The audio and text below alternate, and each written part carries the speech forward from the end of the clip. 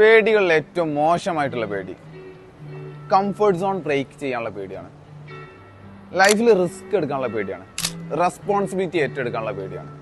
അതുപോലെ ഡിസ്കംഫർട്ടബിൾ ആയിട്ട് ഇരിക്കാനുള്ള പേടിയാണ്.